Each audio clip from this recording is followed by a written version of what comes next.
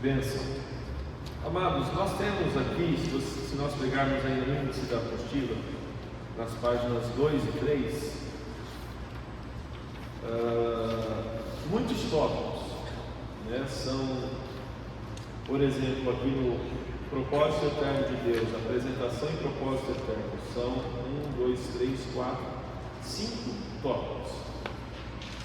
Nós não vamos fazer tópico por tópico, tá? Porque senão seriam muitas semanas de fundamentação, mas nós também não vamos fazer todo aquilo, por exemplo, tópico 6, todo o tópico 6 numa reunião só, porque seria impossível, ficaria muito corrido, né? E eu falo que talvez seria até um pecado, né? Nós perdermos tanto conteúdo precioso assim, para ter que passar depressa. O objetivo nosso é mais passar bem passado do que passar correndo. Amém? Caso necessário, a gente vai vendo aqui, né, o ritmo das ministrações, nós podemos pensar em ir um pouco mais devagar ou um pouco mais rápido. Porém, repito para os irmãos, o nosso objetivo é que o ensino seja bem passado para a igreja. Amém? Essa primeira semana mesmo do propósito eterno, eu estava dando uma meditada de novo, né, nesse assunto, e eu penso que a primeira parte aqui nós vamos passar em 3 semanas, em 3 terças-feiras. Então são praticamente 5 tópicos passados em 3 semanas, tá bom? E hoje nós vamos começar aqui, né, antes de começarmos na apresentação, a falar primeiro, né, qual é o objetivo de nós estarmos aqui como igreja, nos debruçando em cima da palavra. O Léo está me ajudando ali, o HDMI não funcionou hoje aqui, mas nós demos uma outra forma aqui, né, de passar os slides. Eu coloquei aqui 3 principais objetivos. O principal, primeiro, se a gente pode colocar assim, né, seria fundamentar os novos convertidos.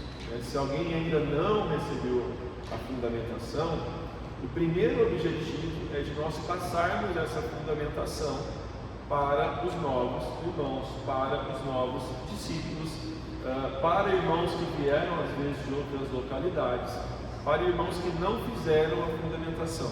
Então, o primeiro objetivo aqui é que esse ensino seja bem tranquilo, bem pausado, feito de maneira bem sossegada aqui, para que haja entendimento, né? Como se nós estivéssemos ensinando aqui as crianças, né? Pessoas novas na fé, né? Pessoas que precisam de um alimento ali tranquilo, né? Para que ela possa beber.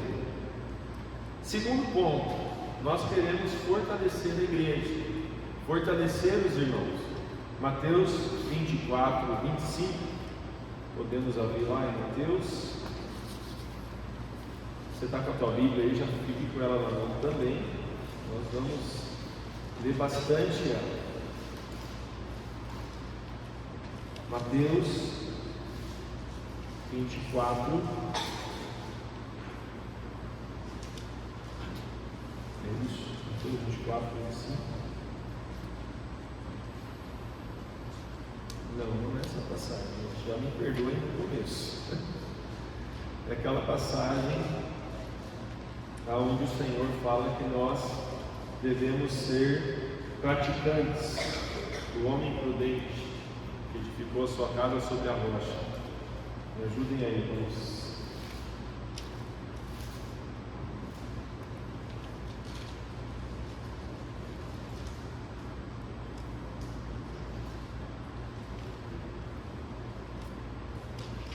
Mateus 7, 24 e 25. Talvez faltou o 7 aqui no slide. O nosso Senhor Jesus vai nos dizer, né, essa realidade.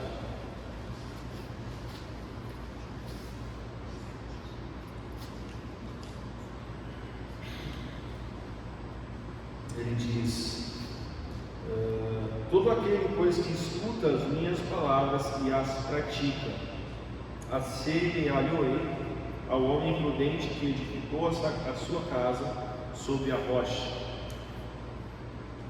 E desceu a chuva, e correram os rios, e assopraram os ventos, e combateram aquela casa, e não caiu, porque estava edificada sobre a rocha. E aquele que ouve as minhas palavras, e as não as cumpre, não as pratica, compará-lo-ei ao homem insensato, que edificou a sua casa sobre a areia.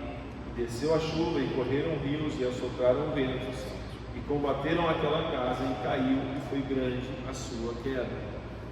Então, o segundo objetivo é nós entendermos que eu posso já ter visto esse estudo, eu posso já ter aprendido isso, mas de certa forma eu preciso melhorar na prática disso que está sendo ensinado. Eu preciso praticar com mais excelência, eu preciso expressar, esse ensino que nós estamos recebendo. E o terceiro objetivo, já é um objetivo mais de formação, é que nós queremos formar, o objetivo nosso em sermos igreja, se podemos falar assim, é nós formarmos discípulos de Jesus e nós formarmos também, de certa forma, discipuladores, nós formarmos irmãos que ensinem outros irmãos. Vamos abrir em 2 Timóteo 2:2, e esse é o conselho que Paulo dá para Timóteo. Nós temos aqui creio que cinco gerações de ouvintes. Paulo diz assim para Timóteo: e o que de mim, entre muitas testemunhas, ouviste, confia-o a homens fiéis, que sejam idôneos para também ensinarem os outros. Qual que é o conselho de Paulo para Timóteo? Olha, Timóteo, o que você ouviu, guarda bem aí para você, guarda bem dentro do teu coração. Amém, guarda bem dentro do teu coração. Mas ele fala: Timóteo, o que você ouviu, eu quero que você, isso que você ouviu, ensine homens fiéis que sejam capazes para ensinar os outros. Então nós temos aqui Paulo, que se converteu, a caminho ali de Damasco. Jesus o encontra. Então vamos pensar que Jesus ali pescou Paulo, pregou para Paulo. Paulo diz aqui que prega entre muitas testemunhas para Timóteo. E ele fala: Timóteo, eu quero que você ensine outros homens, para que esses outros homens ensinem a outros homens. Se nós olharmos para os lados aqui, hoje nós estamos em 2023, nós vamos chegar à conclusão que esse método deu certo. Amém? Porque a palavra chegou até nós, porque ela foi passada por homens fiéis, que ensinaram homens fiéis, que ensinaram homens fiéis, e se passaram aí muitas gerações até o Evangelho chegar na gente. Qual é o método que o Senhor vai usar para que o Evangelho continue a caminhar? O mesmo método, amados. Então, isso é muito sério, ao mesmo tempo que são verdades fundamentais, são verdades iniciais. Nós estamos aqui iniciando um treinamento de discípulos que vão dar continuidade ao que Jesus começou, ao que o Pai começou. E eu coloquei aqui esse versículo de João 4,14. Eu amo essa palavra, que diz, aquele, porém, que beber da água que eu lhe der, nunca mais terá sede. Pelo contrário, a água que eu lhe der será nele uma fonte a jorrar para a vida eterna. Qual que muitas vezes tem sido o erro da nossa geração? Nossa geração inclui todos nós, não somos só os mais novos. Mas o erro da nossa geração, muitas vezes nós estamos parando no Evangelho na metade do versículo. A preocupação nossa está parando ali na metade. Aquele, porém, que beber da água que eu lhe der, nunca mais terá sede. Nossa, eu matei a minha sede. Que bom, Jesus matou minha sede, que gostoso. Ele é a água da vida. Eu me refresquei nele, me perdoou os meus pecados. Porém, o objetivo do Evangelho o objetivo do estudo, o objetivo de nós nos debruçarmos em cima da palavra, é que essa água que matou a nossa sede jorre de nós. Amém? Que a gente se torne capaz, de ministrar essa palavra que nos alcançou de maneira efetiva, de maneira tranquila, de maneira prática. Eu costumo dizer que esse versículo é a expressão do que o Evangelho deve ser para a pessoa. Tá? João 4,14. Se você quiser anotar, não sei, creio que não está na apostila. Aliás, só para explicar, irmãos, eu vou aqui pegar passagens que estão na apostila e às vezes vou falar versículos que eu botei aí de bônus, tá? Então, se você quiser anotar, vai anotando os versículos aí. João 4,14 é um deles, porque esse versículo para mim é algo que tem que estar na nossa geladeira, no nosso computador, no espelho do banheiro, até que isso se torne vida na vida da gente. Glória a Deus. Fundamentação. O que é fundamentação? Trouxe uma imagem aqui. Consegue ampliar essa? Amém. Está ali na imagem, amados, uma imagem bem legal que eu peguei para exemplificar. O que existe aqui nessa imagem é o fundamento de uma grande construção. Não sei se os irmãos conseguem ver ali, existem caminhões ali em cima, e no caminhão existe uma descida, e nessa descida, nesse buraco, a gente pode dizer assim, está a base do prédio, está a base de uma grande construção. Tudo isso que nós estamos vendo, de certa forma, vai ficar embaixo da terra, vai servir de base para as paredes subirem, vai servir de alicerce para que o prédio possa ser construído. Quando nós falamos de fundamentação, de assuntos dentro da palavra que são fundamentais, nós estamos espiritualmente falando que essa imagem traz para a gente. São assuntos que não podem ficar de fora do conhecimento de um discípulo de Jesus. Amém?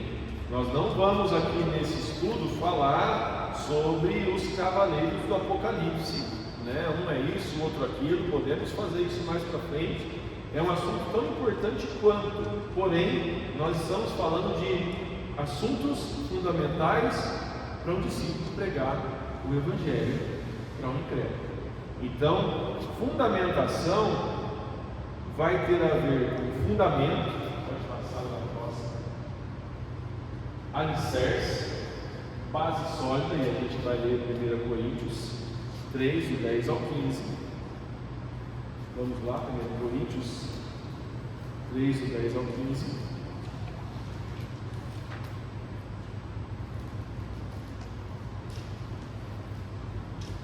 Que vai ser aquela passagem onde Paulo escreve a carta aos Coríntios, onde ele fala que ele colocou um firme fundamento.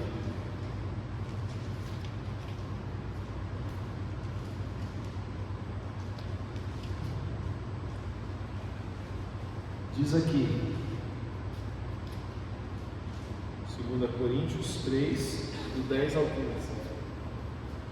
Segundo a graça de Deus que me foi dada, pus eu como sábio arquiteto o fundamento, e outro edifica sobre ele.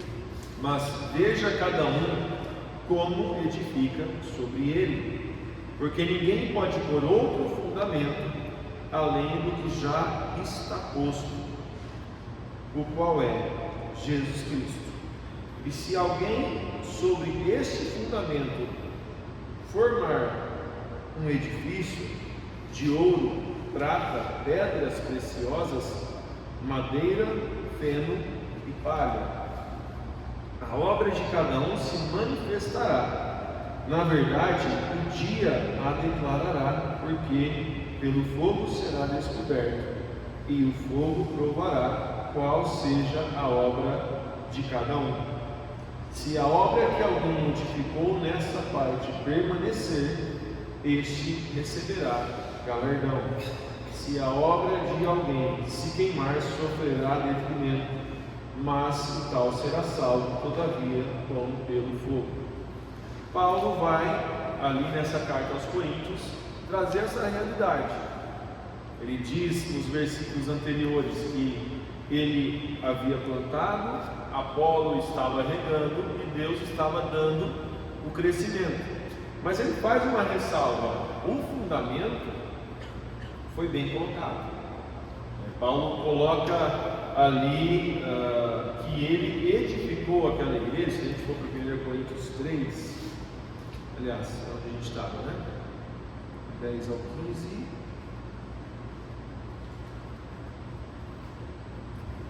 É aqui mesmo, essa passagem.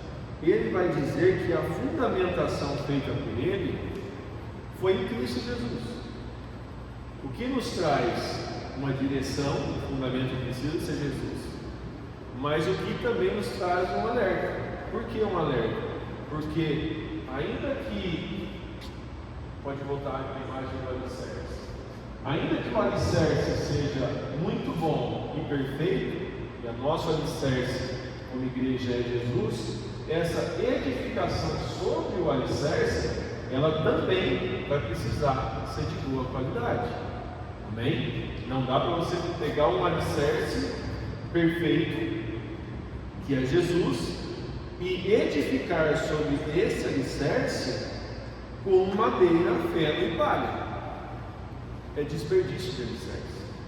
A nossa vida não é entendermos somente a fundamentação, mas é nós sabermos, como discípulos de Jesus, como nós estamos edificando sobre Jesus. Amém? E essa responsabilidade é nossa, de cada um de nós.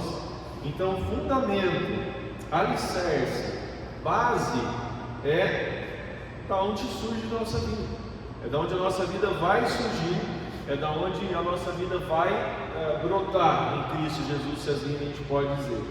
E também quer dizer, pode passar a próxima, que são doutrinas fundamentais e essenciais para nossa fé. Então, o primeiro ponto, que a gente precisa guardar, 1 Coríntios 3:11. A gente pode ler junto, bem alto. Amém? 1 Coríntios 3:11 diz assim: porque ninguém, vamos ler junto? Porque ninguém pode pôr outro fundamento além do que já está posto, o qual é Jesus Cristo. Então, qual é o fundamento da igreja? É Jesus. Qual é o ensino fundamental da igreja? É Jesus. É o ensino de Jesus e dos seus apóstolos. O ensino dos apóstolos de Jesus está sobre o ensino de Jesus. Então, para nós termos segurança, será que isso está sendo ensinado? É palavra mesmo? Isso tem que estar combinando com Jesus, amados. Amém? Dica de ouro, se você está ouvindo uma palavra, se você está ouvindo uma pregação e aquilo não combina com Jesus, esquece, está fora. Precisa estar sobre Jesus, debaixo ali ou em cima da base que é Jesus. O nosso fundamento é Cristo Jesus, e o que construímos é a partir de Cristo. Amém? Hebreus capítulo 5, versículo 12, só para trazer mais uma vez essa realidade de expectativa do coração de Deus em relação ao discípulo, traz aqui uma exortação, do autor do livro, onde ele diz: porque devendo já ser mestres pelo tempo decorrido, ainda necessitais de que se vos torne a ensinar quais sejam os princípios fundamentais das palavras de Deus, e vos haveis feito tais que necessitais de leite e não de sólido mantimento. Por que eu trouxe esse versículo? Não é para trazer a exortação, mas é para trazer o ensino a respeito da expectativa de Deus com cada discípulo de Jesus. Qual é a expectativa do Senhor com cada discípulo dele? Que o seu discípulo aprenda a ponto de poder ensinar. Amém? Lógico, não precisa, não quer dizer que tem que ensinar na frente da igreja, não quer dizer que todos vão se tornar mestres em relação ao dom, mas quer dizer que, pelo menos nesses assuntos, eu me lembro do dia que eu estava conversando a respeito desse versículo com Volney lá em Porto Alegre, e aí eu estava conversando sobre isso. O que é ser mestre? Quer dizer então que todos da igreja se tornarão mestres no ensino em relação a todos os assuntos? E ele me disse: olha, o que eu entendo é que nestes assuntos aqui, que ele vai continuar aí depois de Hebreus 5, 12, os discípulos precisavam se tornar mestres a ponto de poder ensinar. Então, amados, algo que nós precisamos ter no nosso coração aqui nessa noite, individualmente, cada um de nós, é que essa expectativa de que eu me torne alguém apto para ganhar a vida, se a gente pode colocar assim, ela não é do André, ela não é do Daniel, ela não é da igreja, ela não é da comunidade, ela é do Senhor. Amém? Ela é do Senhor. O Senhor deseja isso, o Senhor espera isso de nós. E aí nós vamos entrar no propósito eterno de Deus e vamos conversar um pouco sobre ele nessa noite. Nós temos uma frase ali na porta, em cima da porta, que diz: somos uma família de muitos filhos semelhantes a Jesus para a glória de Deus. Tem uma música do Fernandinho que colocou essa frase, gosto muito dessa música. Mas nós vamos entrar ponto por ponto nesse propósito. Nós vamos falar a respeito do que é o propósito eterno de Deus, e nós vamos aqui entender, creio que esse é o objetivo do Senhor para essa noite, que fique claro para nós, esse propósito eterno. É algo bem simples, é algo até didático. Essa frase ajuda muito, Somos uma família, diz respeito à unidade. De muitos filhos, diz respeito à quantidade. Semelhantes a Jesus, diz respeito à qualidade. E para a glória de Deus, diz respeito à finalidade. Vamos abrir em Colossenses 1, do 15 ao 20, e fala a respeito do nosso amado Jesus.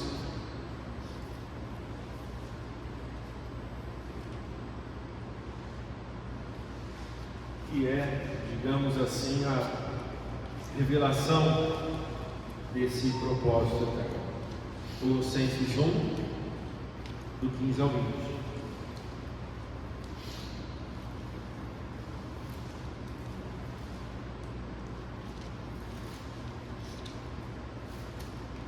Diz assim, essa é uma das passagens que eu mais gosto da palavra. A respeito do nosso amado Jesus, diz: o qual é a imagem do Deus invisível, o primogênito, o primeiro de toda a criação. Porque nele, em Cristo Jesus, porque nele foram criadas todas as coisas, que há nos céus e na terra, visíveis e invisíveis, sejam tronos, sejam dominações, sejam principados, sejam potestades, tudo foi criado por Ele e para Ele. Ele é antes de todas as coisas, e todas as coisas subsistem por Ele. Ele é a cabeça do corpo da igreja, é o princípio e o primogênito dentre os mortos, para que em tudo tenha a preeminência, porque foi do agrado do Pai que toda a plenitude nele habitasse, e que, havendo feito por ele a paz pelo seu sangue, pelo sangue da sua cruz, por meio dele reconciliasse consigo mesmo todas as coisas, tanto as que estão na terra como as que estão nos céus. O que nós vemos, nesses versículos gloriosos, tudo foi criado por meio de Jesus e para Jesus. Desde quando? Desde antes de todas as coisas. Em Colossenses 1:17, ele é antes de todas as coisas, e todas as coisas subsistem por ele. João 1:1-3, nós vamos ler mais para frente, diz que todas as coisas foram criadas por ele, e sem ele nada do que foi feito se fez. Esse propósito de reunir em Jesus todas as coisas, ele é desde Gênesis, desde a criação. Nós vamos ver aqui ponto por ponto, mas desde o começo o objetivo do Senhor era essa comunhão perfeita em Cristo Jesus, essa expressão perfeita da Trindade, que nós vamos ter a restauração, pela cruz do nosso Senhor Jesus. Romanos 11:36, um versículo bem conhecido de todos, diz: porque dele, por ele e para ele são todas as coisas. Vamos falar juntos? Porque dele, por ele e para ele são todas as coisas. Glória, pois, a ele eternamente. Amém. O que são todas as coisas? São todas as coisas. Todas as coisas criadas são para Jesus. Você foi criado? Amém. Você foi criado por Jesus, para Jesus, por meio de Jesus. Amém? Efésios 1:10. Nós sabemos e nós vamos estudar mais calmamente nas próximas reuniões a respeito da queda do homem. O homem caiu. O homem pecou, o homem desobedeceu, o homem escolheu o conhecimento, desejou ali o conhecimento do bem e do mal. Porém, o nosso Deus, que tinha esse objetivo, não abriu mão do seu objetivo.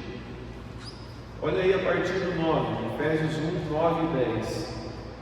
Diz aqui: descobrindo-nos o mistério da sua vontade, segundo o seu beneplácito, segundo a sua boa vontade, que propusera em si mesmo. Olha o que diz o 10, que interessante: de tornar a congregar em Cristo todas as coisas na dispensação da plenitude dos tempos, tanto as que estão nos céus como as que estão na terra.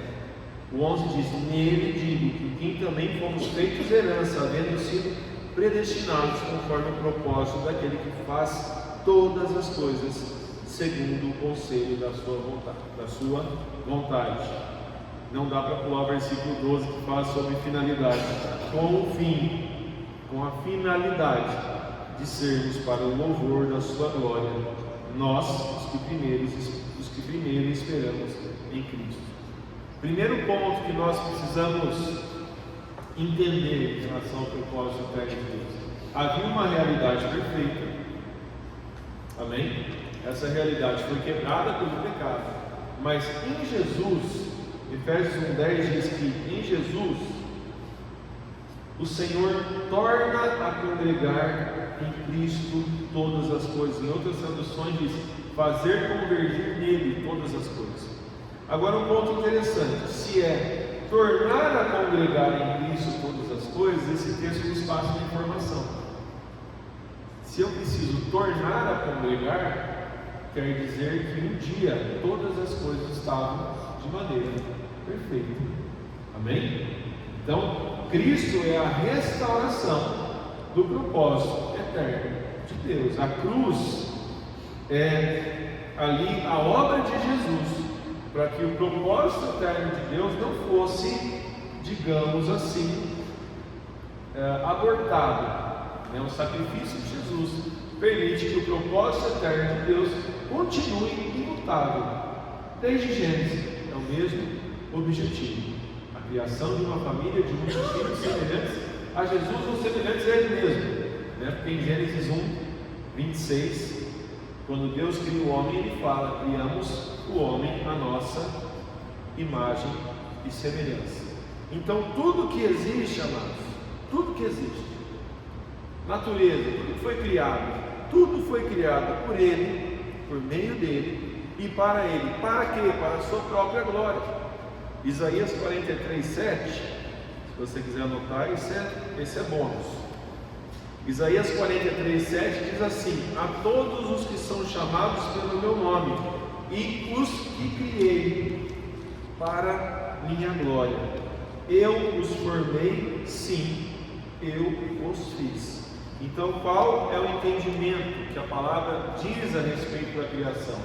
Tudo foi criado por Ele, por meio dEle e para Ele, inclusive a tua vida. Amém? Diz para o irmão que está ao teu lado: você tem valor em Cristo Jesus. Isso vai matar, amados, as nossas dúvidas existenciais. Nós vivemos um tempo onde existem muitas filosofias rondando a nossa mente. Existem muitas formas que as pessoas estão apresentando de ver o mundo.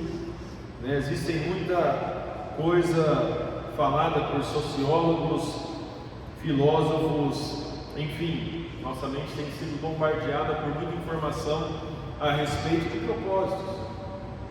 Por que eu estou aqui? Por que eu existo? Por que eu fui criado?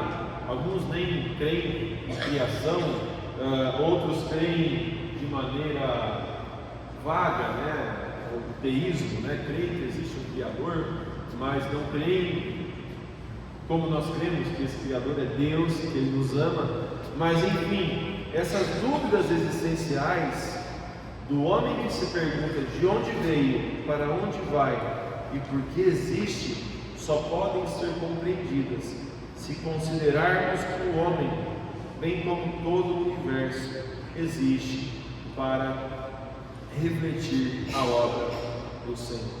Amém? Na página 8, aí nesse capítulo do meio da apostila, diz assim: a obra de Cristo na cruz, ainda que tremenda, vou esperar os irmãos também, na página 8, a obra de Cristo na cruz, ainda que tremenda e grandiosa, olha que interessante, não representa em si o propósito eterno de Deus, mas sim o meio pelo qual fomos perdoados, justificados e salvos da condenação do pecado que nos mantinha separados do Deus Santo. Fomos incluídos na morte e na ressurreição do Senhor, para que novamente, unidos a Ele, o propósito eterno pudesse ser alcançado. Então, olha que interessante nós vemos: a cruz não é o objetivo final, a cruz é o meio pelo qual nós somos perdoados e reconectados ao nosso Senhor. Amém? Amém, amados? Amém. Estamos juntos até aqui? Glória a Deus, me ajuda aí. Próximo tópico, nós vamos falar sobre o primeiro aspecto da realidade do propósito eterno de Deus. Bênção, glória a Deus. Nós somos a família do Pai, nós somos uma família. Vamos ler primeiro João 1, do 12 ao 13, aonde diz que nós fomos feitos filhos mediante a fé. João capítulo 1, versículos 12 e 13.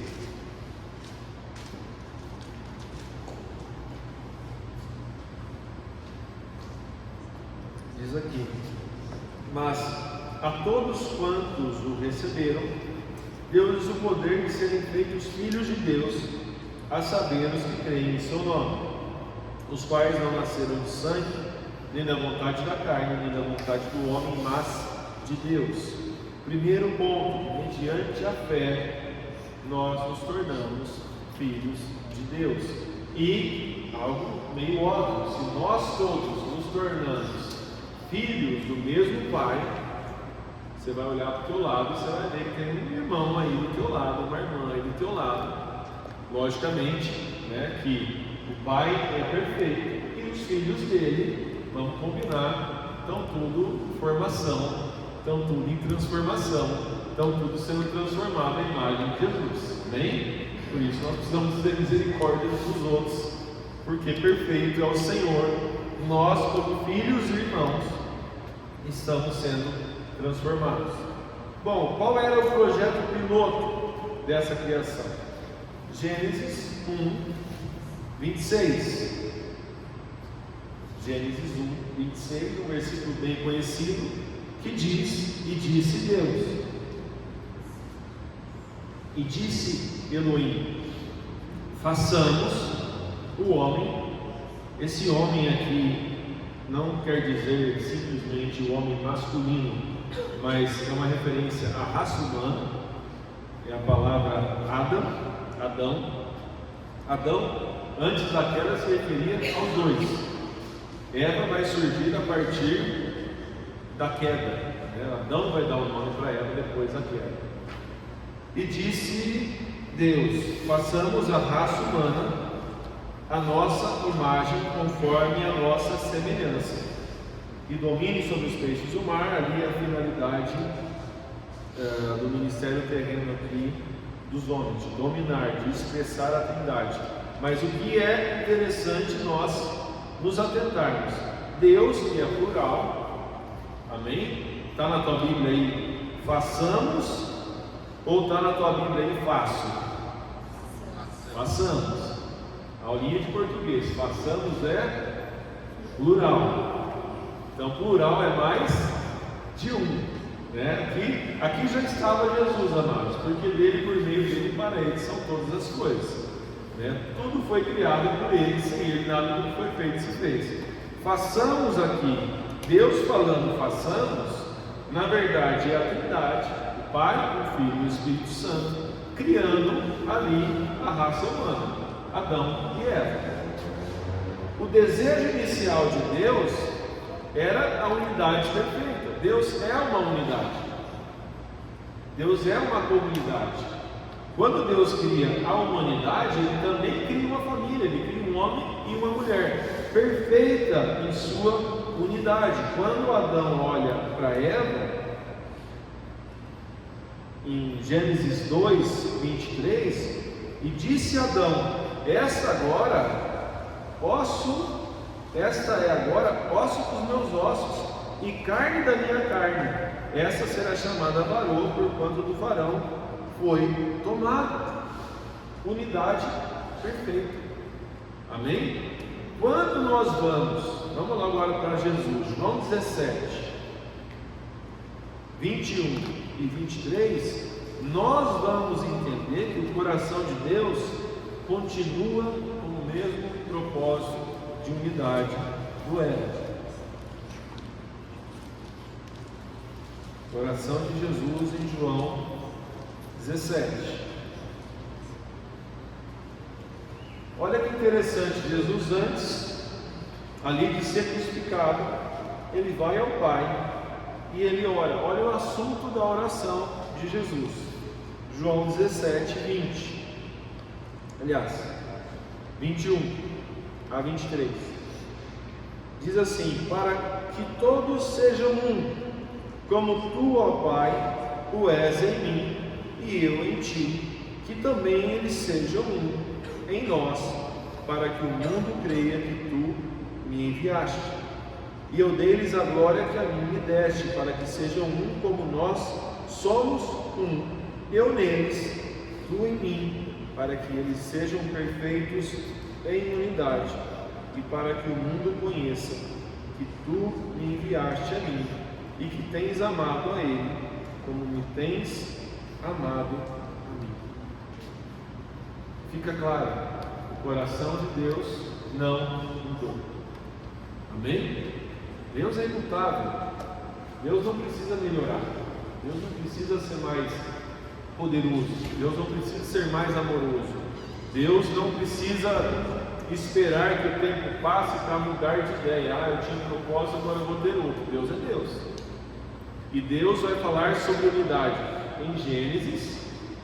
E aí acontece, vamos dizer assim, todo o Velho Testamento, a vinda de Jesus e a oração de Jesus antes de ser crucificado, é que a realidade, de certa forma, de Gênesis 1:26, torne a ser uma realidade da família dele. Glorioso isso, amados. Isso é muito poderoso e ao mesmo tempo fala a respeito da nossa responsabilidade. Nós precisamos ser um, como o Pai é um em Cristo Jesus. Eu preciso ter unidade, nós precisamos ter unidade a ponto de que quando as pessoas de fora olhem para nós, isso sirva como um testemunho. A nossa unidade é o testemunho mais poderoso que a gente pode ter. Amém? A nossa unidade é o testemunho mais poderoso que podemos ter. Jesus fala que quando nós formos um, para que todos sejam um, como tu, ó Pai, tu és em mim e eu em ti, que também eles sejam um em nós, para que o mundo creia que tu me enviaste. Então, o primeiro ponto dessa realidade do propósito eterno é que o Senhor espera que a gente ande como família. Amém? Como família, como irmãos, como dependentes uns dos outros, como aqueles que tinham lá em Atos tudo em comum. Página 10, podemos ler aqui no segundo parágrafo da apostila. Diz assim: olhando pelo prisma da unidade, podemos afastar de nossa mente qualquer ideia de cumprimento do propósito de Deus de forma isolada. Melhor do que dizer Deus tem um propósito para a minha vida, é dizer que Ele tem um lugar para mim dentro do seu propósito eterno, junto com tantos outros, o que nos dá ideia de mais um elemento a ser considerado: a quantidade. Então, primeiro ponto, amados, unidade. Jesus nos ensina a orar. Como é que é a oração de Jesus? O Pai é nosso. Pai nosso, que estais no céu, santificado seja o vosso nome. Venha a nós o teu reino, seja feita a tua vontade, assim na terra como nos céus. O pão nosso de cada dia nos dai hoje. Perdoa as nossas ofensas. É tudo coletivo. Nós somos uma família. Nós, até na oração, nós oramos, não só por nós, mas por nossa família, que é a igreja. Amém? Glória a Deus. Então, na unidade, quando eu percebo que eu estou cercado de irmãos, eu chego no segundo ponto, que é a quantidade. Muitos filhos. Gênesis 1:28. Logo depois de Gênesis 1:26. Interessante, né? Que muitas vezes a gente fala assim: nós vamos falar sobre o propósito eterno de Deus, Jesus, sua vida e sua obra, né? E eu estou aqui voltando para Gênesis. Pois é porque é desde Gênesis, né? É desde Gênesis 1:26. Gênesis 1:26 vai falar sobre unidade, e Gênesis 1:28 vai nos falar já desde o começo de quantidade. Olha o que está no nosso coração de Deus, no coração do nosso Deus desde o começo. Gênesis 1:28. E Deus os abençoou, e Deus lhes disse: frutificai, multiplicai-vos, enchei a terra e sujeitai. Qual era o desejo do Senhor? Multiplicação. O que é multiplicação? Né? Não é soma. Se fosse soma, um dia esse número seria grande, mas quando Deus fala multiplicação, nós entendemos que Ele tem um desejo muito grande, de uma grande quantidade, né? Se nós formos fazer aqui multiplicação, 2 vezes 2, 4 vezes 4 vezes 4, 16, enfim, esse número vai ficar muito grande rapidamente. Nosso Deus é um Deus de multiplicação.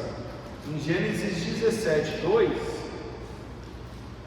quando o Senhor fala ali com Abraão, Ele diz: e porém o meu concerto entre mim e te multiplicarei grandissimamente.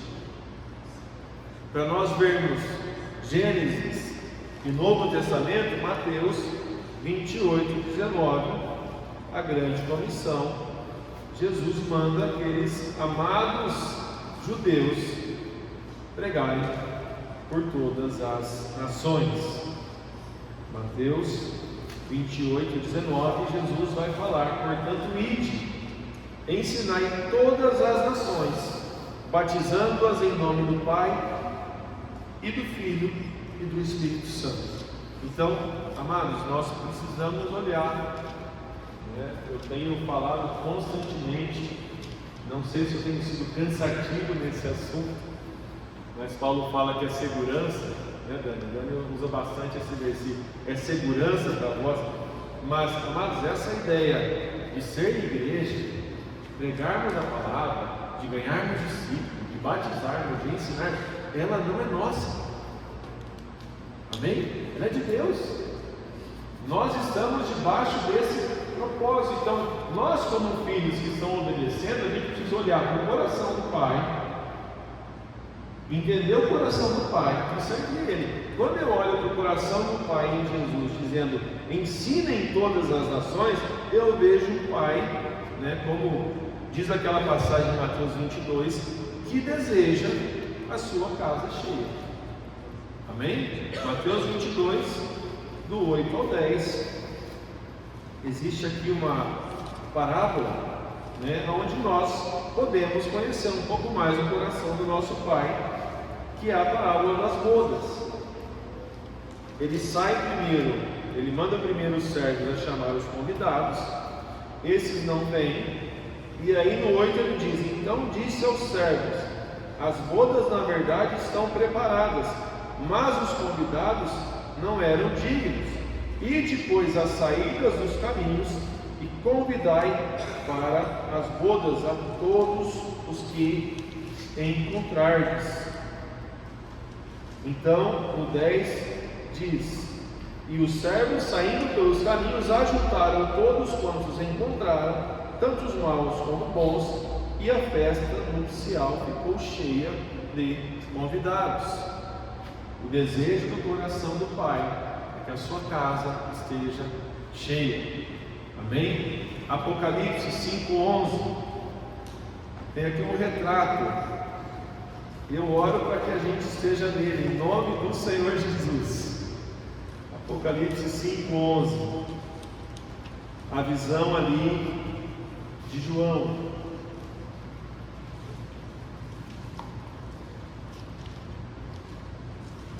Diz assim, Apocalipse é o último livro, amados, da palavra.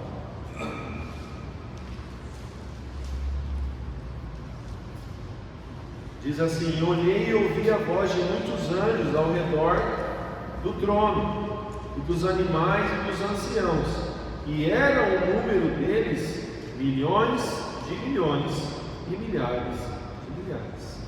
Glória ao nosso Deus. Diante do seu trono haverá uma grande quantidade de adoradores, haverá uma grande quantidade de filhos regenerados. O nosso Pai, a característica do nosso Pai, é generoso, amém? É abundante, não dá as coisas por medida, né? Não é um Deus miserável. Eu vou dar só um pouquinho, eu vou salvar só um pouquinho de gente. O céu é muito pequenininho, eu não tenho tempo nem dinheiro para fazer um céu maior. Gente, nosso Deus é ilimitado, o céu é grande, Ele deseja muitos filhos na sua presença. Amém? isso diz respeito à quantidade. Agora, não quer dizer também que vai entrar ali no céu de qualquer jeito. A gente precisa também falar de qualidade. Continua em Mateus 22. Aliás, a gente já saiu de Mateus 22, né?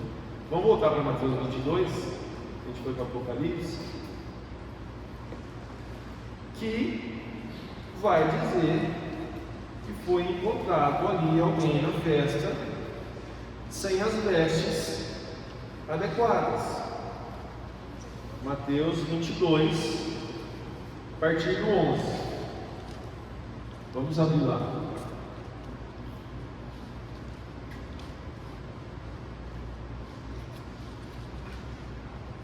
Diz assim: e o rei, entrando para ver os convidados, viu ali um homem que não estava trajado com veste nupcial, e disse-lhe: amigo, como entraste aqui não tendo veste nupcial? E ele ficou mudo, emudeceu. Disse então o rei aos servos: amarrai-o de pés e mãos, levai-o e lançai-o nas trevas exteriores, ali haverá pranto e ranger de dentes. Essa parábola, amados, a respeito das vestes, é uma alusão, é um link, se nós formos ver, com Efésios, eita nós, 22 a 24, legal, hein? Só faltou um capítulo. Vamos para Efésios, vamos achar lá. Eu creio que é no começo.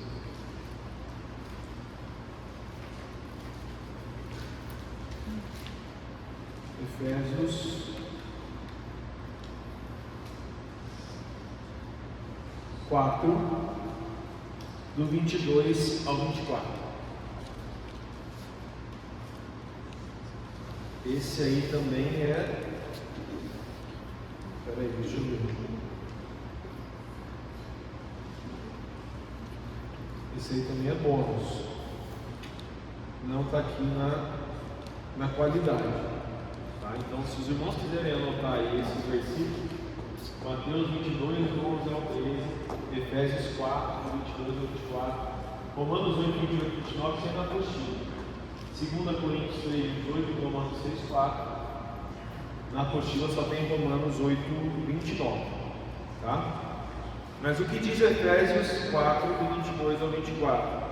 Que quanto ao trato passado, vos despojeis do velho homem que se corrompe pelas concupiscências do engano, e vos renoveis no espírito do vosso sentido, e vos revistais do novo homem, que segundo Deus é criado em verdadeira justiça e santidade.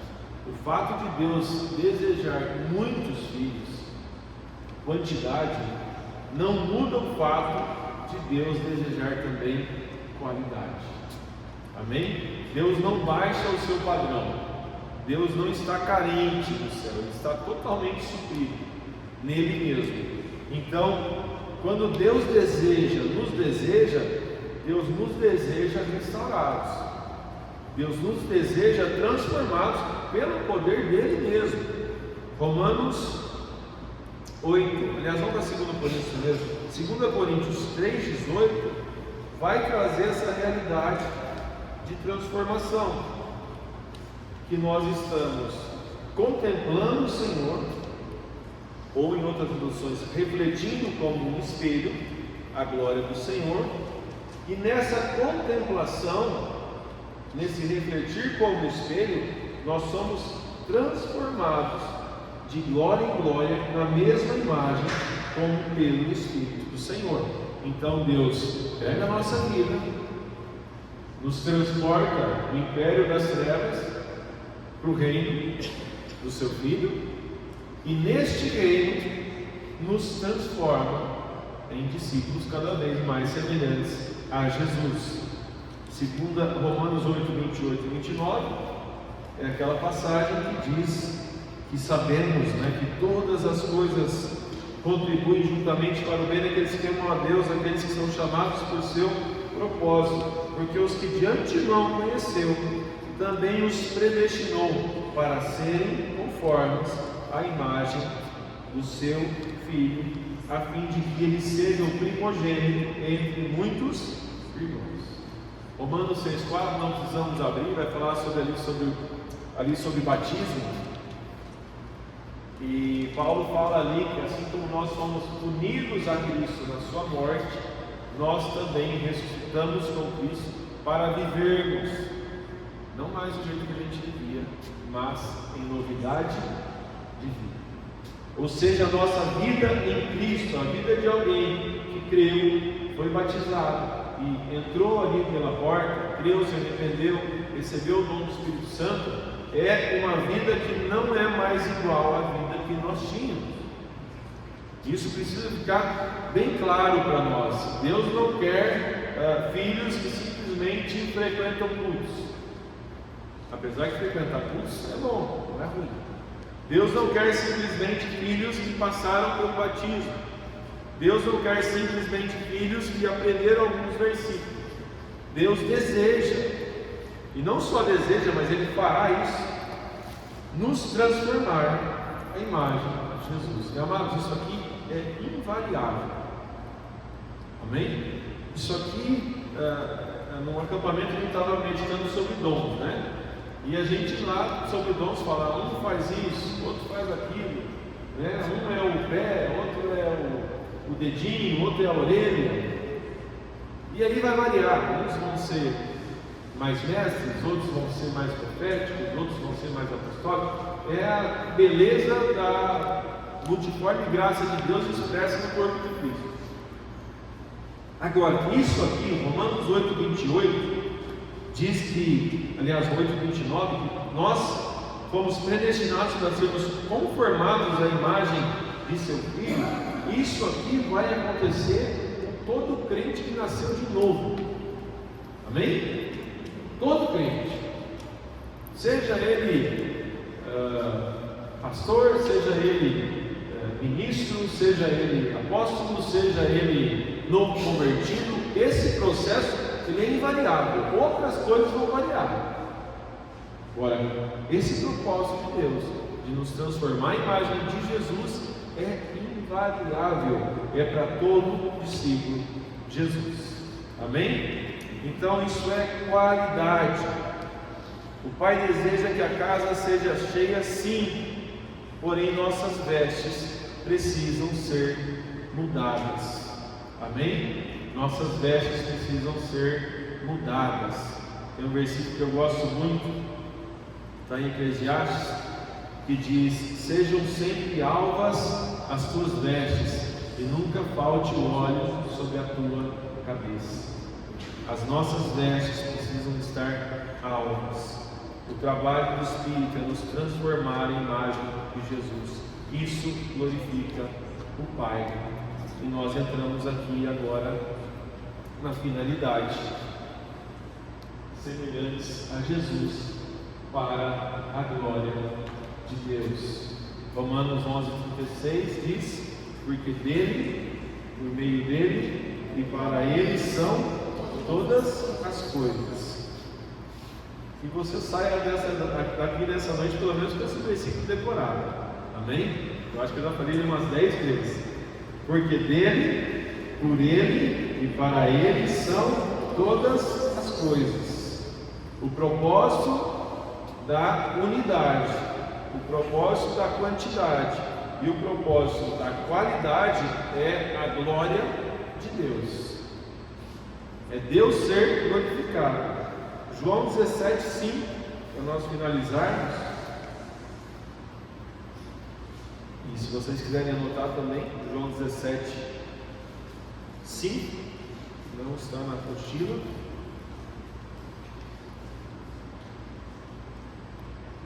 Diz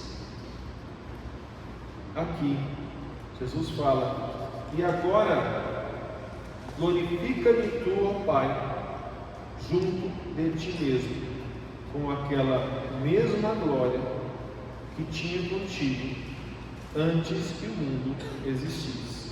Ou seja, todo o trabalho do Senhor Jesus em nos restaurar, em tornar a convertir em Cristo todas as coisas pela cruz do Senhor Jesus, é que o nome do Pai, Deus, seja exaltado.